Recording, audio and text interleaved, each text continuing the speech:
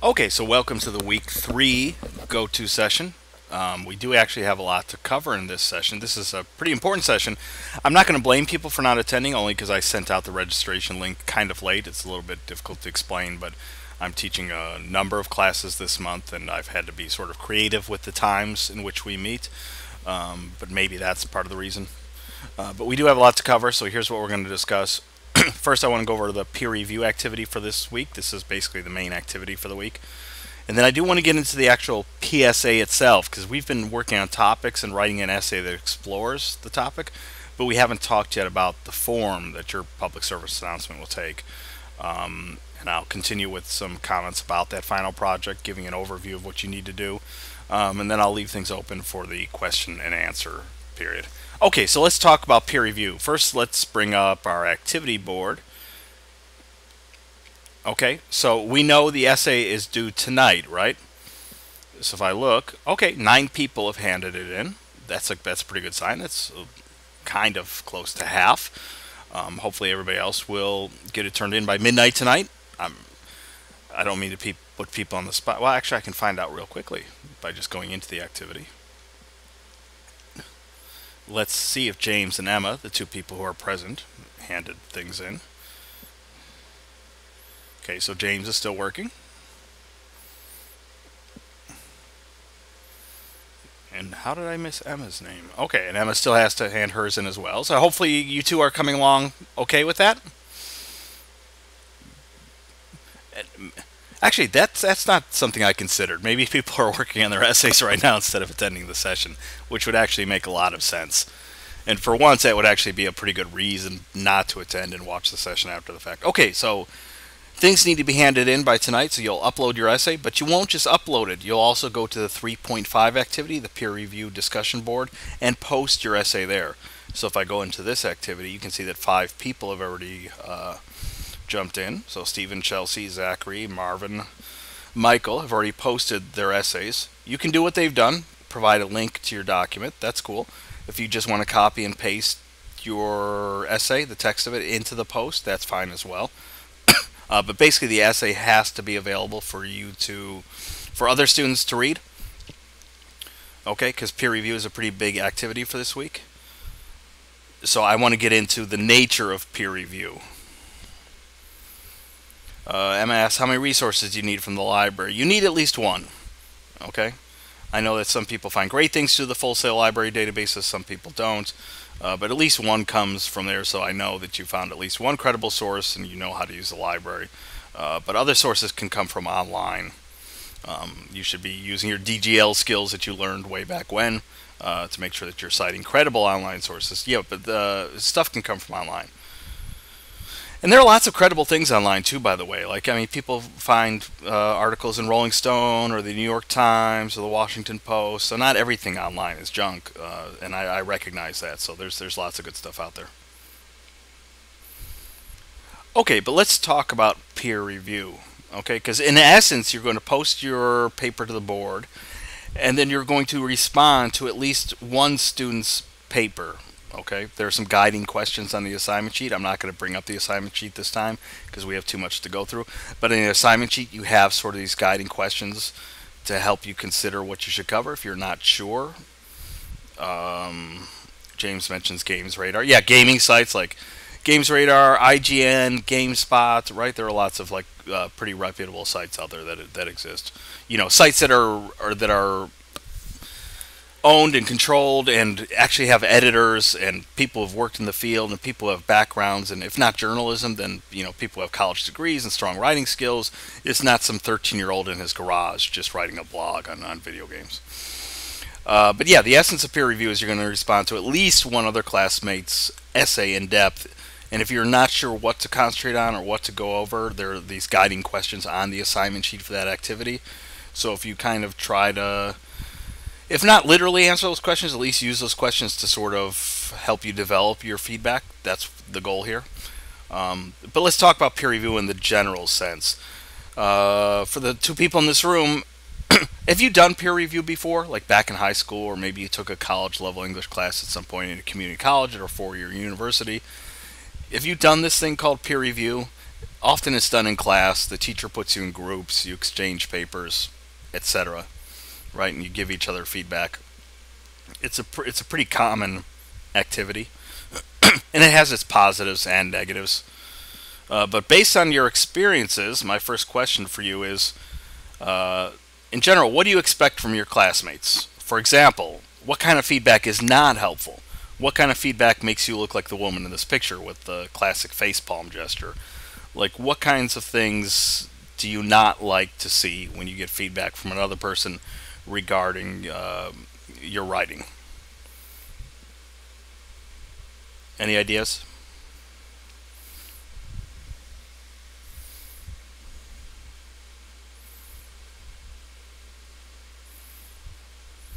I'll give people a chance to type their response. It puts a lot of pressure. I know that we only have a couple people in the room, but there are some typical things that maybe people don't think is terribly helpful. Grammar. So I'm guessing that that means what? That it's too focused on nitpicky issues? Like, oh, you should have put this comma here, or why isn't there, why is this comma here when you don't need one, instead of focusing on bigger picture issues? Okay, yeah, and actually that's really good because that anticipates something I'm going to cover in this session, which is that grammar is, believe it or not, everybody thinks that English classes are obsessed with grammar. I'm actually a recovering grammar addict. It used to drive me crazy when students put commas in the wrong place or they would confuse a semicolon and a comma. But I went through a, a 12-step program, and I'm completely over that. But no, joking aside, like I'm how old am I now? 43. So probably in my mid 30s. I kind of made just a switch, not because I realized that grammar is unimportant, but it's just less important than bigger issues. And it took me a while to kind of fully realize that. It's not that I didn't understand that, but um, formal correctness, I think, once was an obsession of mine, and that's actually bad because that sends the message to students that, oh, if you just punctuate things perfectly, that you'll get an A. And obviously, writing is about so much more than that. So yeah, when you focus on minutia, like grammar, that's less helpful if you have sort of big issues in your paper that need focus. Anything else we should add? Like what kind of feedback is not helpful? Or I'll even open things up. Like what kind of feedback is helpful? I'll jump to the next slide. I'll go back and forth. Right. So here's sad face, happy people, sad face, happy people. Um, so what kind of feedback is helpful or not helpful? Like what do you expect to receive from your peers when they read your paper? Any ideas?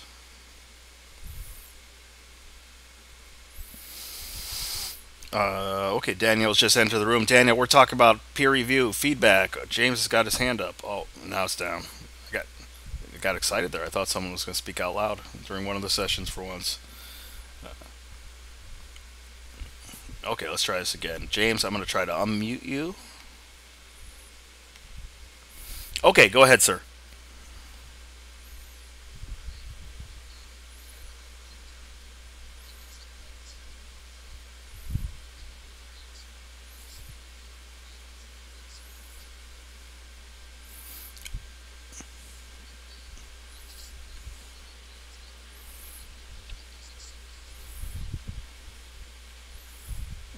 Okay.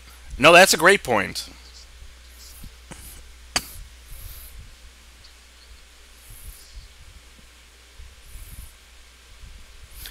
Yeah, no, I follow that completely. Yeah, yeah. This actually came up in. I teach a classroom version of this course, so we did this in real time. Students are sitting in front of me, and someone made that exact point, which is at some level you want to hear feedback on. I mean, yes, we should be careful about not being too negative or being careful of our tone, which I'll talk about in a moment too. But we want to hear like constructive feedback. We want to hear what parts of our writing is it could be improved. And if people don't do that, it can give the impression that the person's just sugarcoating, or clearly the person didn't read the essays carefully as she or he could have. Is that kind of what you're talking about, James? Okay, cool. I'm gonna go ahead and mute you, not because we don't love the sound of your voice, but just because sometimes people's machines can make weird sounds that interfere with things.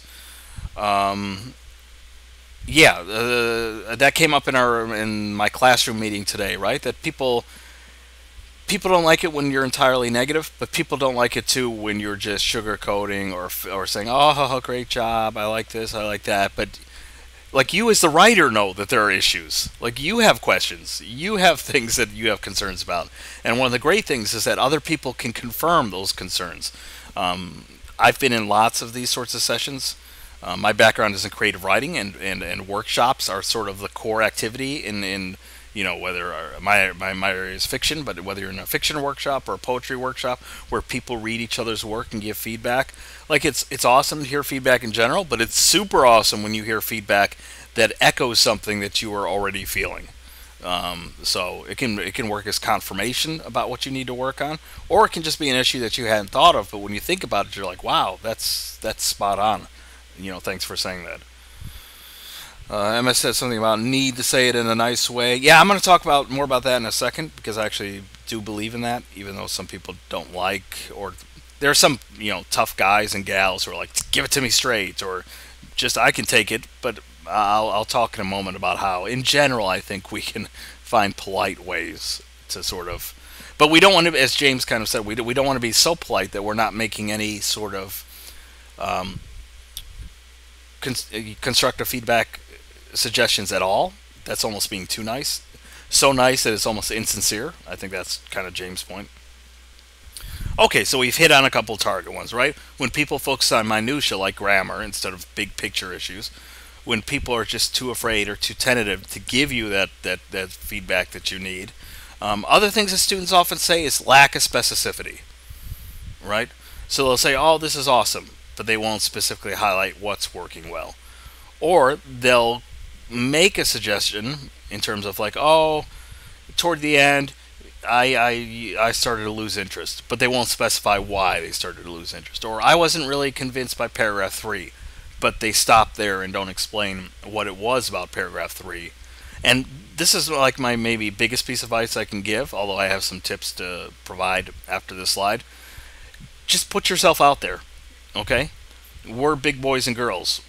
At full sale, I think everybody's over 18. So the writer can decide for herself or himself what sorts of feedback is useful and what sorts aren't, right? That's part of your job as the person who's in control. Take what's useful, take what seems intelligent and on the mark to you, and just ignore the rest. But for you who are responding to others' work, I'm not saying just make up stuff and just throw crazy stuff out there, but thoughtfully respond. And if you're not sure about your advice, that's fine. The writer can decide what makes sense and what doesn't. Okay, because there is this weird thing that happens where the tentativeness, I think, comes from not laziness and not trying to be super sweet, but just almost a fear of like, wow, well, I don't know what to say. I'm not an English teacher. I don't know how to read essays. Well, I don't know. You watch movies, you watch music. I hear people all the time. They have lots of opinions. People have opinions coming out of their ears. They tell you why they don't like this show or this sports team or this whatever.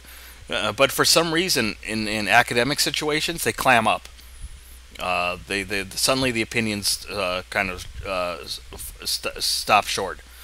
So I'd say get past that barrier. Try to give the person the best feedback you can, and let them decide what's useful and what isn't.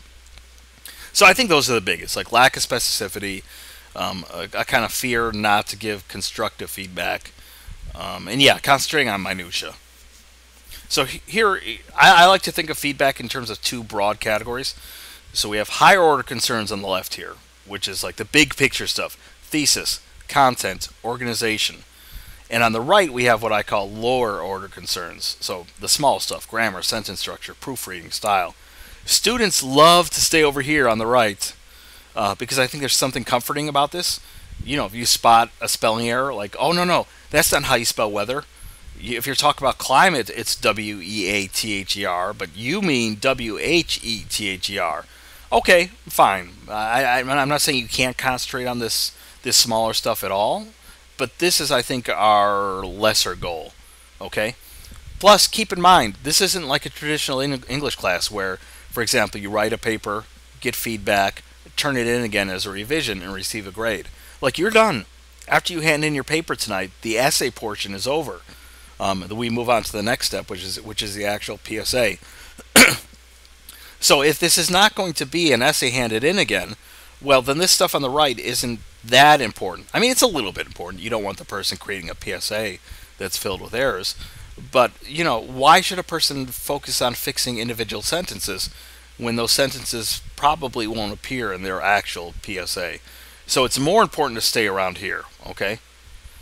Because if students are still struggling with, like, thesis, for example, is there a specific audience that's being invoked on some level? We can sort of tell who this PSA is aimed at, or the topic is aimed at. Is there a specific call to action, meaning the student is calling on a specific audience to do something? If these elements aren't in place, it's fine to remind the students of this. And by the way, let me back up, because I meant to mention this at the very beginning of the session, but I want to thank everybody who participated in the last round of discussions that involved you posting your introduction, and then some prompts that you had to respond to. Like, people did an amazing job with that. Like, I mean, so amazing, I'm blown away, because I'm not trying to create a division between this month's group and previous months, but this is like the first month. I mean, I've always had people do a pretty good job and people do an okay job. People don't do such a great job. But this month, I mean, my God, like, people were really writing in-depth responses to one another and helpful responses.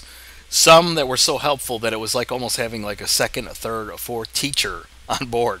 Like, how some teachers have assistants? I don't have one because it's, I just have to do it all on my own. But it was almost like that, where it was like, wow. So I do want to I want to say, whatever people were channeling in that last activity, do it again for peer review, because clearly something was going on. My theory is that it's kind of infectious. I could be wrong, but I think some people jumped in early and wrote kind of really in-depth, thoughtful remarks, and other people perhaps saw that and thought, oh, I've got to do something like that. Because sometimes, most months it's okay, it's somewhere in between. But there have been months where, yeah, people jump in and they write 2 sentences and they're not really. But I'm actually excited about this peer review round, because I think the same skills that were in play for the last discussion activity, hopefully will come back again this one. But just like people were doing in that activity, where they were really focusing on the big picture things, saying, I can't see who your audience is, or this is an awesome topic, but I'm still not sure what you want your specific readership to do. Like, if you still see this going on in the essay version, like, these are things to point out, because these issues apply to the next activity, which is the larger public service announcement itself. So it's important to send that message, okay? And people will appreciate that. That doesn't sound like nitpicking or harping or being negative. That's being helpful, okay? So we spend more time over here on the left, less time over here on the right. Some quick tips. I got 3 tips. First is to be positive, not just in terms of, like, language, although I'm going to get to that in a second too, but also there is something that's working well in whatever draft you read. So be sure to highlight that. I think it's a good thing to start off on the right foot and praise what's working well. I try to model this myself, so when I responded to all of your topics, or I responded to your introductions on the board, I'm always positive about something. Maybe eventually I say something like, I'm still a little bit fuzzy about your topic, or something like that, but I'll often say, like, wow, the introduction was pretty awesome. I'm a little bit concerned about the thesis, but the introduction, wow, nice opening move, or nice job framing the material. You kind of want to do the same thing. Number 2, we already covered this, but be specific, right? If something feels off about paragraph 3, try to figure out what it is about that paragraph and tell the writer. Again, use whatever language is natural to you. Like, because I'm an instructor, I often can kind of rely on, my knowledge. I can come up with sometimes with terminology, or I can see things, but students can see things too. It's just that sometimes they don't have the language accessible to them. But still, I think it's fine to put things in your own words and try to communicate what it is, but you have to be specific, not general. Telling people that, oh, I lost interest in the second half doesn't tell the writer very much, but trying to stumble through why you felt that way, it could be useful. And third, and this gets back, let me take a quick sip of my water here. This kind of relates to something Emma said, and it became kind of controversial in the classroom version of this course that I taught today. I actually think that it's important to use softeners and qualifiers when you're giving your feedback. Remember, excuse me, this is all occurring online, so we don't have the typical verbal cues that exist in face-to-face communication, right? Like, it's why jokes or sarcasm don't really work very well on forums online unless you're using emoticons or unless you're saying just kidding, because without those sort of signifiers, words can seem too harsh, too rough. And you maybe don't notice it, but I try to do this in my own feedback to you. I'm always saying, oh, I'm a bit, unsure here. Or perhaps you could do such and such. Or maybe you could consider. And I'm not trying to be like insincere. I just think that it's important to have those sort of softeners in there so that people just don't hear harshness.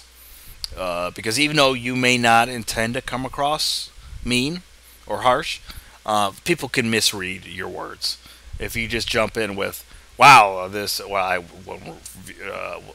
actually an error. I shouldn't put things that bluntly." But if you just say, "The thesis doesn't seem clear. I don't know who your audience is," like you may mean that in the most positive tone possible. Like, "I still don't understand your thesis," or "I'm not sure who you're on," but that tone, that quality of voice doesn't come through. All the reader sees are those words on the page, and that can seem kind of harsh. So yeah, I recommend not sugarcoating, not beating around the bush, but being aware of tone. Being aware that you need a little bit of sugar for the medicine to go down, like the Mary Poppins song. So yeah, be careful with your tone and try to soften things a little bit. Yeah, and as James says, start off on a good note. Like something must be working well in the paper, so why not highlight it? It's equally important for people to know things that are working well, even if it's just one moment in the paper. Okay, so lots of times I'll see like an awesome introduction, and yeah, sometimes the rest of the paper isn't as strong, but I'll tell like, wow, this introduction is terrific. Nah, I don't say it this way, but yeah, it's like, wow, I wish the rest of the paper were that way. But at least I let the student know that for this moment, this was working terrifically, and hopefully, in the future, you can keep that tempo, that rhythm, that style up for the entire piece. But there's always something that's working well. Okay, so here's quiz question number 1. Oops, actually, ignore that. I gotta fix this from last term. I could fix that on the fly. In the past, we had things that were called peer review groups. You were assigned to a group, but I've gotten rid of that. So here's your new quiz question. Remind me, what are higher order concerns versus lower order concerns? We just had a slide on that. And what are those 3 major tips for giving feedback? Okay, I just went through them. So just show me that you have a general knowledge of what I discussed. What are higher order concerns versus lower order concerns? And what are those 3 tips for giving feedback, right? We just looked at them.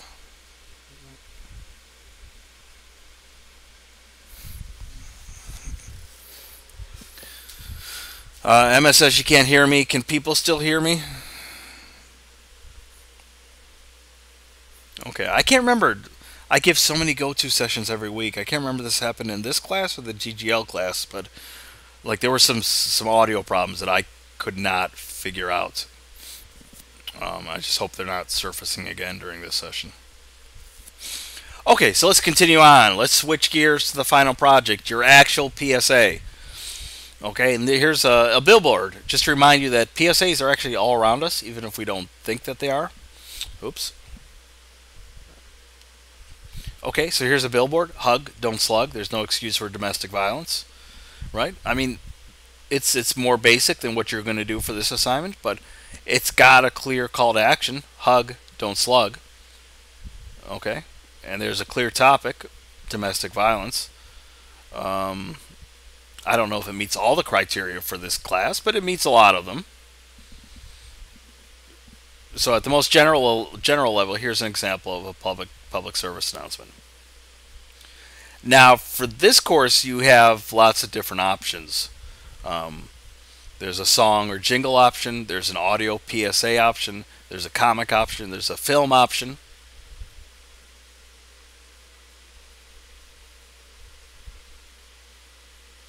I'm just paying attention more to the chat now. Now Emma says she's not seeing anything from my screen. Can other people still see my screen that's being shared?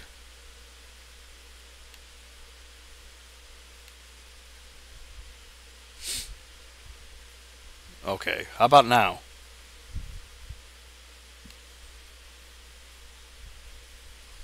Okay. But no, this is my error. This is my huge error. But did I forget to do that from the very beginning? Have we been going 30 minutes without anybody being able to see anything?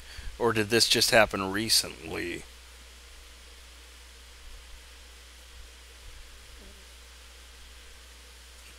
I mean, it would be embarrassing. I think that would be the first time I forgot to click on the show my screen.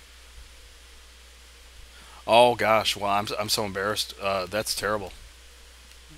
Uh, I apologize for that. That's the first time that's ever happened. It's amazing that you guys have been so cued in with my questions and my commentary. Uh, yeah. Well, here are the slides, by the way. Peer review.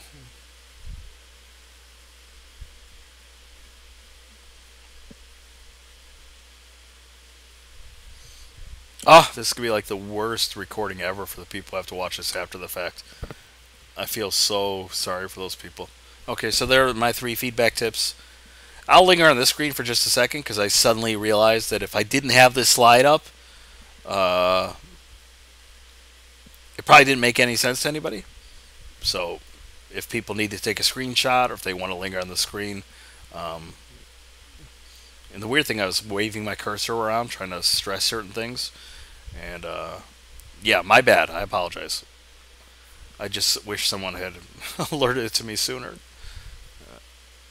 High order concerns, low order concerns. Here were our 3 feedback tips. Be positive. See, awesome image, right? Be specific.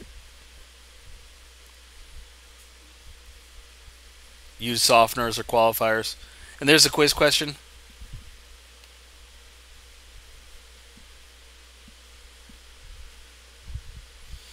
Okay, I think we're mostly up to speed. Okay, so here's what I was talking about. You guys probably thought I was nuts talking about a billboard and hug, don't slug, and you had no visual of what I was talking about. But here we go, right? Here's a billboard. In its essence, this is a public service announcement with a clear call to action. Don't hit people, right? Clear topic. There's no excuse for domestic violence.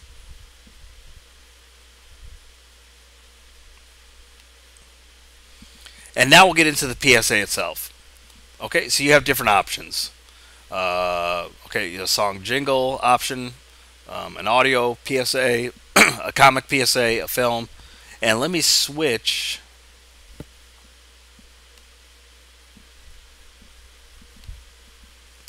to our course site. And there's, by the way, people have posted the discussion board. I referenced that early in the session, but obviously it wasn't being shown.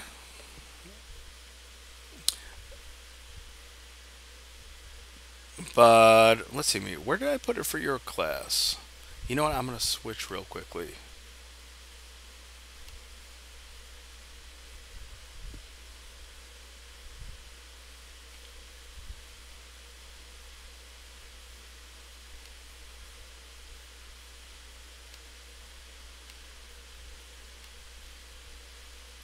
Okay, so you have this document called Final Project PSA Options. And the goal here is that you're not literally going to just take your essay and redo it again in another form. You're actually going to transform it, which means making choices. Obviously, not all of your material from your essay is going to be able to fit into the multimodal PSA. By multimodal, I just mean that we're getting away from pure text on the page and switching to a completely different genre or communication delivery system entirely. So you'll choose one of these following options. You can create a video public service announcement. So we're talking about a 1 to 3 minute video that's based on your paper topic, but it's different than just taking your paper and, I don't know, reading it out loud in front of a camera. That's not a video PSA. It's actually creating a somewhat stylized, professional, the best video you can. That's 1 to 3 minute long, 3 minutes long that covers the same material that you kind of discuss in your paper. You can read through most of this on your own, but it requires a written script to accompany the PSA. Just because A, I want to be able to judge or evaluate some writing, and two, I want some evidence of planning, because it doesn't happen often, but I do get students who it comes down to the wire, and it's time to make the video PSA, so they just turn on their laptop camera and start talking. No planning. It's just all off the cuff, and then they stop talking after 2 minutes, and that's not a video PSA. Okay, so a video PSA is actually a planned project that you're going to create. And obviously, you should be choosing whatever form is most comfortable and familiar to you. So if you're not comfortable with making films, short films, or videos, you probably shouldn't choose this option. But we have lots of film students here at Full Sail, and even people who aren't film students who are just comfortable with these sorts of, they know how to use iMovie, they know how to shoot footage, okay? But I do want to see some evidence of planning.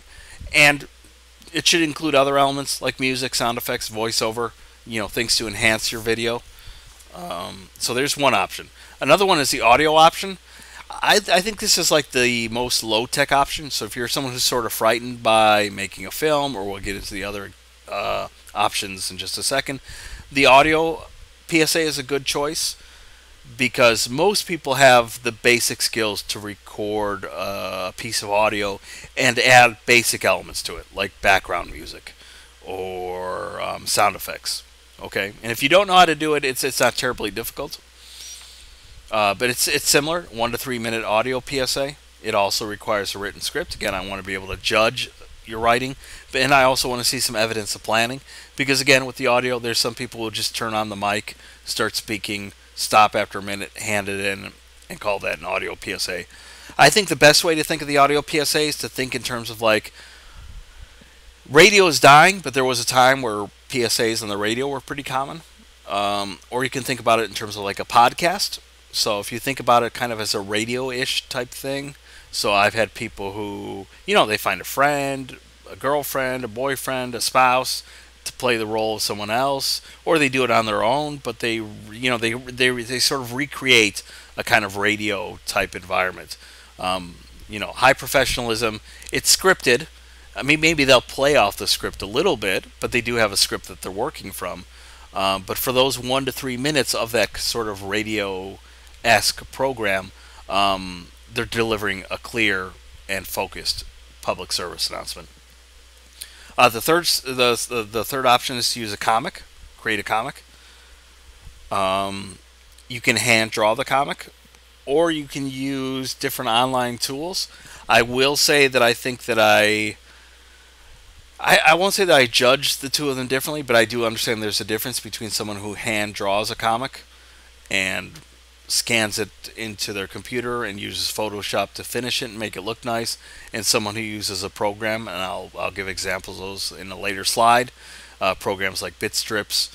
I'm completely fine with whether you hand draw a comic or use a computer program to help you create a comic, but just understand that like tools like Powtoon or Bitstrips, they're awesome, but they're only awesome if you really get under the hood of these programs and use them to their full potential.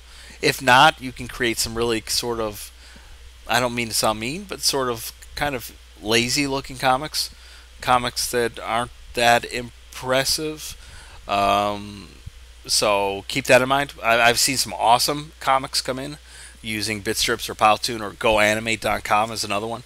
But only when the student has really sort of fully used the potential of those programs. So keep that in mind. I don't judge one being better than the other, but there's a difference between someone who's really taking the effort to hand draw things and someone who takes all of 5 minutes to whip together a comic using an online tool. The game PSA I'm not going to talk much about because hardly any students do it. It's creating a basic video game that also functions as a message-driven public service announcement. If you're interested in the game option, speak to me. Most people don't.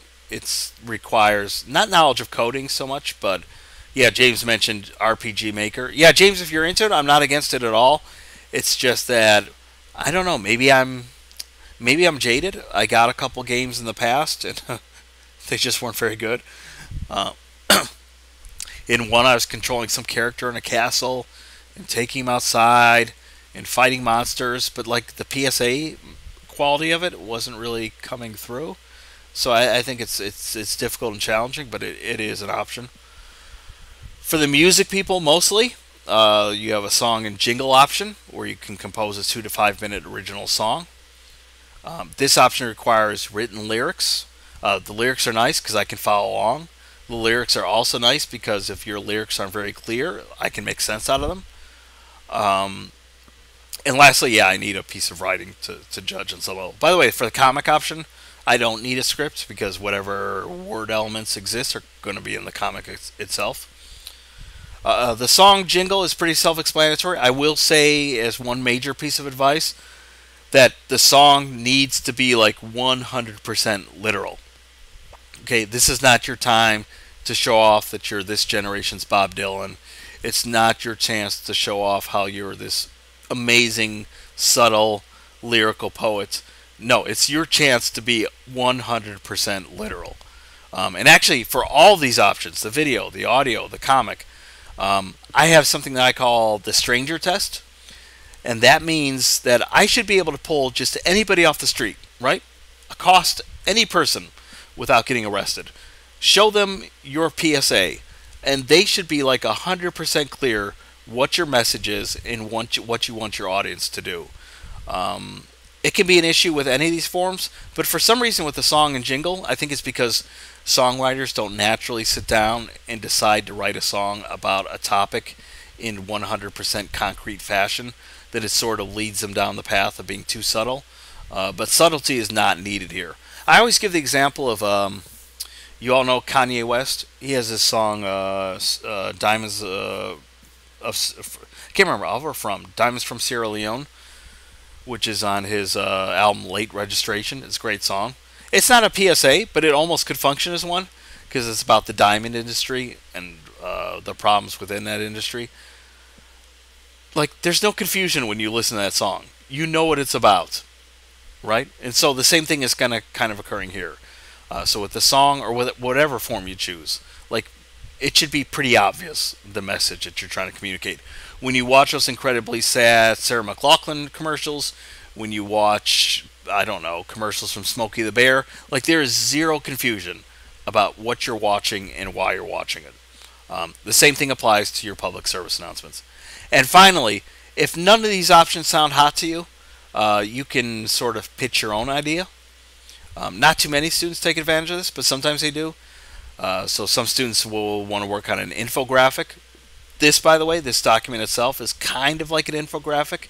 It's something that uses visuals and some text, but in a unique sort of creative way.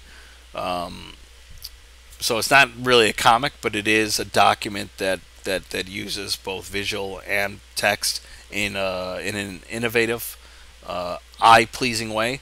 I've had people sometimes suggest creating a website for their PSA, which seems appropriate considering the online world that we live in. So if you have an idea, you can run it by me. But 99% of the people find one of these categories okay for them to work in. So decide which one works best for you. You can read the rest of this on your own. There's some reminders, like, for example, Full Sail has PG-13 guidelines. So that basically means we're not going to get nasty in our songs or our videos.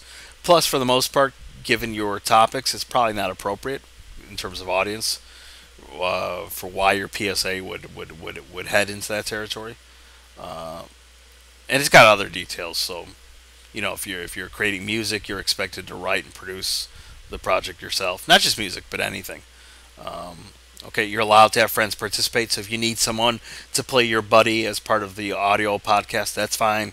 If you need to find people to play roles in your film, that's okay. You need to bring people in to play instruments for your song, that's okay. But you're like the person in charge. You're the main creator of all this material. So read through this stuff. If you have questions, let me know about the specifics. But right now, the gist is you need to kind of choose a format for your public service announcement. And by the way, I'm just going to keep rolling. But if people think they know what format they want to work in, you can go ahead and type it in the chat if you want. Okay, so you're going to choose one of those four options. Oh, and look at that. Quiz question number 2. I'm going to ask you, what format will you use for your appeal for action essay? Um, to, to turn your essay into a multimedia project, okay? So what format? I want to know. So easy quiz question. Like Daniel just answered in the chat. Well, kind of. He says audio and visual. By the way, I do get hybrid versions. Like some people will write an original song, but they like the idea of having background images. Or the opposite, it's primarily a video, but maybe they compose a short instrumental to play in the background. Okay, James, you're going to tackle the game one. Yeah, we can talk more about that offline. You can send me a message or something. I'm not trying to scare people away from the game option. I'm waiting to see a good game submission come in, but I think it has its own unique challenges to it because I think it's difficult to, not difficult, but I think you have to be hyper aware of like the focus is on PSA and message more than gaming. Like as much as I love games, I don't really want to run around and fight monsters. Like one person's okay, I'll share an anecdote. Like one person's PSA game, I kept dying. Like I kept running into a monster in the woods and my hit points depleted and I was dead and I was like, I don't want to play the game. I want to see the PSA message.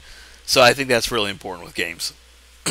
Like you can't lose sight of the fact that the primary goal is not really to create a game, it's to deliver a message through a fun game-like activity. Daniel's laughing. Yeah, the most frustrating game, and because I couldn't grade it until I literally got to the end of the game. So I was like, do I have to level up? Do I have to use special skills? I just want to get through your PSA. I didn't know it was going to be such a battle.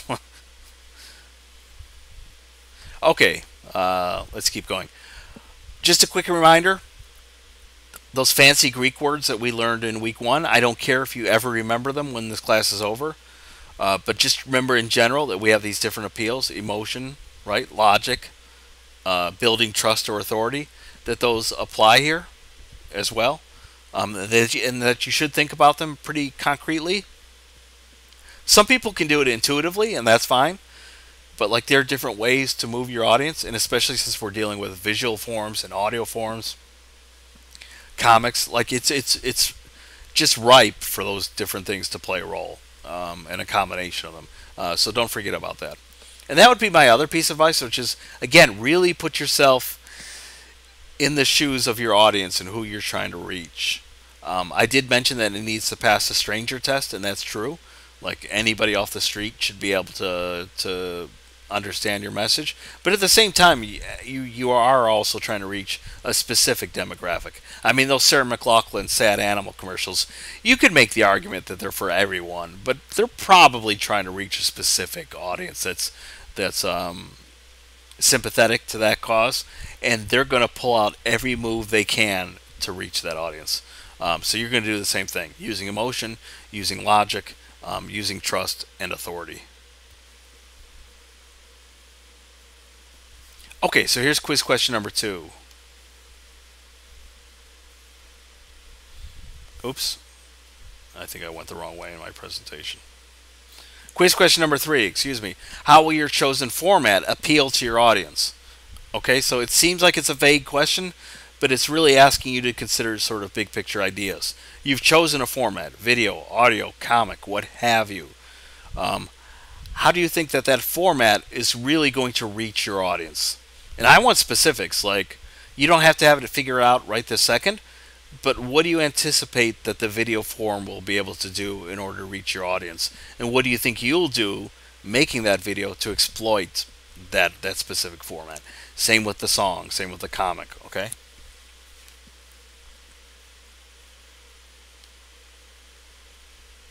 Because I do want you thinking about these issues. By the way, I'm kind of like the mean instructor. I push for a lot. Like I really, in some ways, I'm pretty generous. I think I'm more generous on the grading side of things. But I do kind of ride you guys pretty hard in terms of having a topic, having a focus, having an audience. But it turns out pretty well because I get amazing PSAs. I really do. And I want you thinking about these things in advance. Like, not just, oh, I'm going to pick this format, but why did you choose it, and how do you think you can use that format to reach people?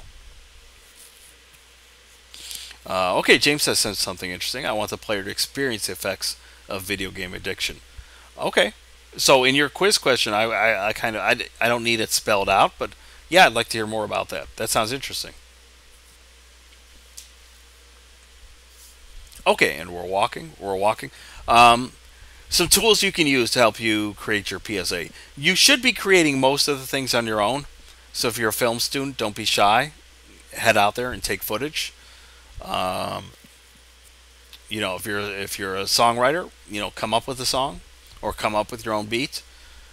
But I do understand that there's a need to sometimes use other materials, not because you're just going to rely on them entirely to create your PSA, but sometimes you're missing. I just spoke to a student today. She's got this awesome idea for a PSA. She knows how she's going to do it, but she knows she wants to leave her readers with this perfect, final, lasting image. And she found that image through this first site here, compfight.com. Like, yeah, that's cool. Like when we need to use images or we need to use sound, there are tools we can use. So let me quickly switch gears and go to compfight.com.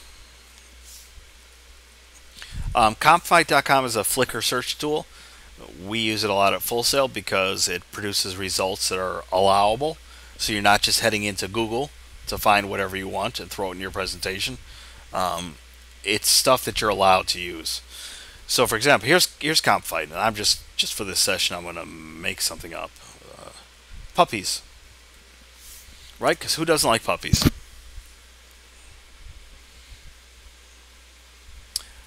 First of all, ignore anything above the dotted line because this is actually a plug for another site. They want you to purchase images, stock photos, and you should never have to pay for anything. I mean, I push legal options, but free legal options. So anything below the dotted line is free. So, okay, this little guy looks sad. Let's click on him. And you can see it brings up the image, right? Then you can choose what quality of the image you want to download. In week 4, by the way, I'm going to get more into specifics about how we need to even cite images that we use. But for now, just know that you have compfight.com and you can click on images below the dotted line and they're allowable to use. It's an awesome tool.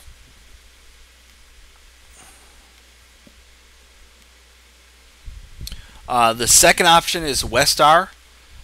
Westar is a database that you find in the Full Sail library. So let me go there real quickly. Right, you guys all know how to get here because you just had to use it quite a bit for the essay that you have to write that's due tonight. But if you head back into the Full Sail library database, you have this option for Westar Music. And as soon as I get through the 10 million logins, we'll be in.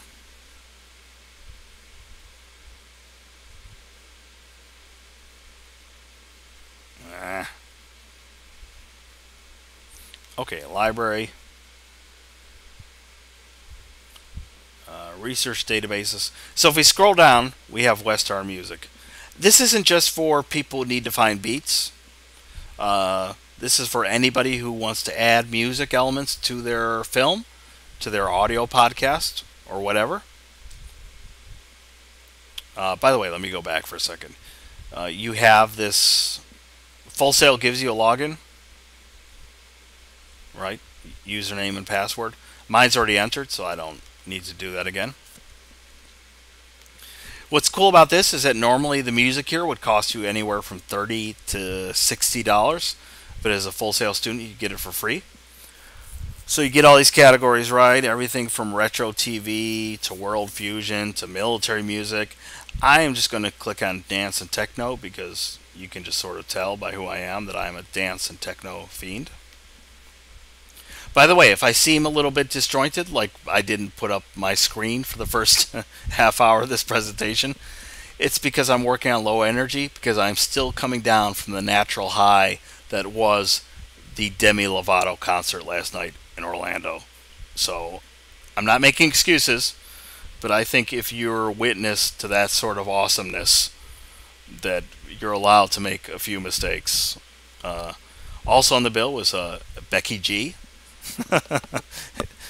Christina Perri, and MKTO. So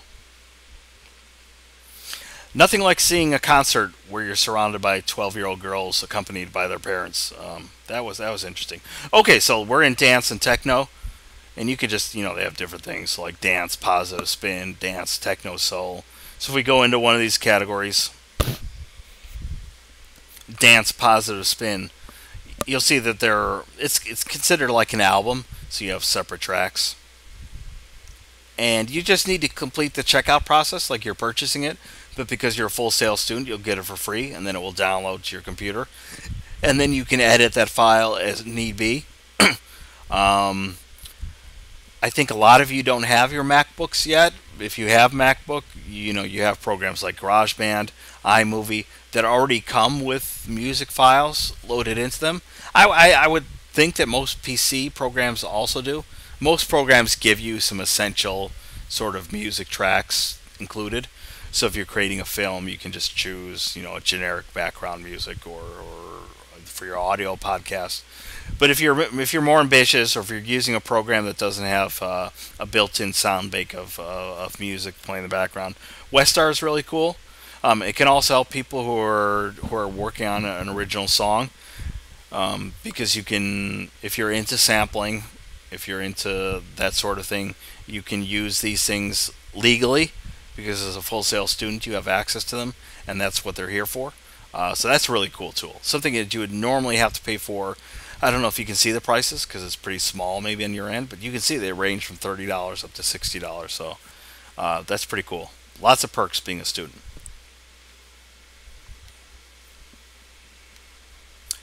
And the rest of these you can check out on your own. Here's a site for fonts. Bitstrips, I mentioned, it's a pretty popular comic generating tool. It's like all over Facebook now.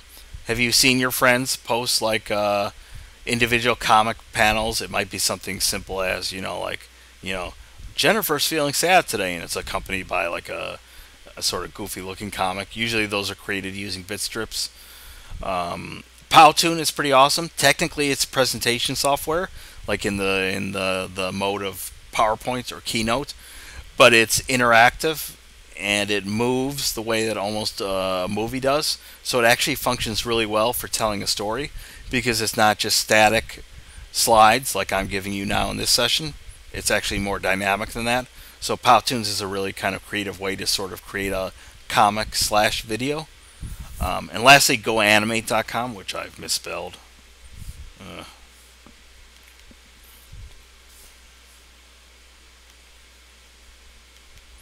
think I would fix that month after month? I'm always fixing it in the session. You think I would click on save to... Okay, so GoAnimate.com is another animation tool. So here's the quiz, the final quiz question. What tools and technologies will you use to complete your final project? And again, I want you to be specific. I don't want you to say, well, I'm going to use junk, or I'm going to take out a notebook and scribble on. No. I like, what are you going to use? GarageBand, iMovie, Audacity, Powtoon, Bitstrips, Photoshop, Illustrator, and walk me through the process. If you're going to start your notes in Microsoft Word and then move on to another program, and if you're a musician, I want to know, like, are you going to use Fruity Loops? Are you going to use Pro Tools? Are you going to use your digital audio workstation if you have one? Like, I want to know these things. One, because I'm just curious. And two, I do want some evidence that you're thinking through these things pretty carefully. Okay? Because again, I get really nervous. I get so many awesome PSAs. It's my favorite time of the year when we get to the end of the month, because people turn in their projects and it's just awesomeness. And then I get to, well, not steal your projects, but I ask permission. But if you turn in something really terrific, I'll use it in a future session, or I'll put it on my examples board for future students to see. So there's that. But yeah, I want some evidence that you're thinking these things through. So tell me like what you're going to do. So people already mentioned in the chat. Pro Tools, Final Cut Pro, iPhone. Okay, great. Right? And Daniel, I think he was saying audio and visual. So, all right, he's already mentioning audio programs like Pro Tools. He's mentioning video programs like Final Cut Pro 10, which is pretty sophisticated software that filmmakers tend to use. So yeah, I want to know this stuff. Okay, there was actually one other thing I did want to cover, but because I massively screwed up. Oh boy. Yeah, I can't believe I delivered half of the session with no visuals on the screen. But because yeah, we I kind of screwed up the early part of the session, and my theory is when we get to the 1 hour mark, I tend to lose people. So there was one other thing. It's kind of inessential. It would have been a nice addition, but it's not core material. Like we've addressed the core material for this session. But next week, just to give you some anticipation, we're going to get more into giving credit. I know we already talked about APA format, and I know your heads are still exploding from last week's session because it seemed overwhelming the amount of information regarding APA. Although I am pleased to say that most people did really well on the quiz, so some of it must have gotten through. But next week, we're going to get into how to cite images, how to cite music, like even from the Westar database. Yes, you're a Full Sail student. Yes, it's free and able for you to use, but you still need to cite it. So we'll get into some of these issues next week. But there's no way I would overwhelm you this week with that material. I'll ignore that one. There used to be a time where we had 5 questions on the quiz. Okay, but your questions are important. Anything that you have questions about regarding peer review, regarding final PSA options for this class, anything at all.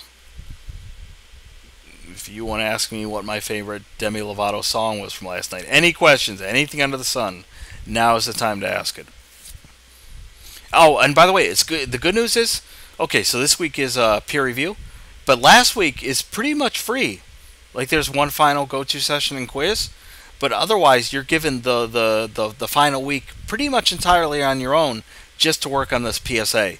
And it's by design because we know that if you're going to be creating a video or an audio podcast, whatever, you need that time and space to work on that. So that's the good news, that we've pushed you hard for 3 weeks. You're tired, you're exhausted, but there is light at the end of the tunnel. So any questions, or are people feeling mostly okay?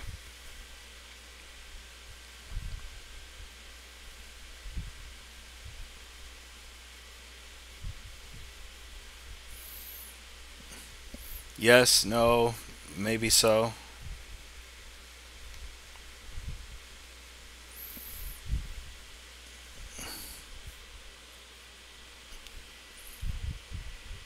Oh yeah, Daniel says one. It's not quite. Wish you could take at least one class on campus. Yeah, that's probably the most common, not complaint, but comment that I hear from people. I'm a big fan of online learning. I think it has the same robust quality that traditional classes can have. But um, and I love teaching online. I really do.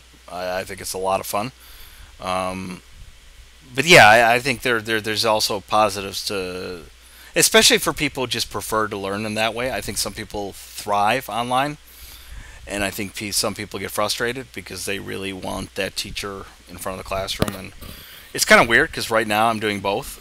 So it's not the exact same session that I just gave you, but we covered a lot of the same things. So I covered a lot of this material just earlier today on campus with students in front of me, and now I'm delivering it online. And yeah, I mean sometimes some students come to campus later, and some students do it entirely online. But um, I don't know. I like to think that I try to be as available as possible.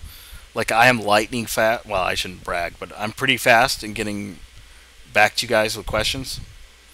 Grading sometimes takes a little bit longer, but that's just because there's so many of you. But I do try to stay on top of things to make it seem like it's not as distant. Yeah, where are you guys, by the way? I might have asked this in week 1, but I can't remember. We get people from all around the country, so that's the part I like too. Uh, students in Idaho, students in California. I've had students abroad, uh, all over the place. Oh, you're here on campus, Daniel? James is in Florida, but I don't know. I'm 2 years into Florida, so I'm not sure where Dixie County is. Since it's not Orange County, that must be a little bit away from where we are. So okay, we've entered the filibustering section of the program, and some people I fear have gone to sleep. Like Emma was pretty alive early in the session, but who knows what's happened to her since then. But if you feel pretty comfortable what we've gone over, again, I sincerely apologize for the technical screw up. That's the first time ever I've never clicked on the show my screen button, and I can't believe you guys were in the dark for 30 minutes as I just spoke out loud into nothingness. But if somehow during the session you still made sense out of it and found it useful, and you don't have questions, you're free to go. You're free to enjoy the rest of your night. And thanks for attending. And I'll hang out here. I'm going to stop the recording right now.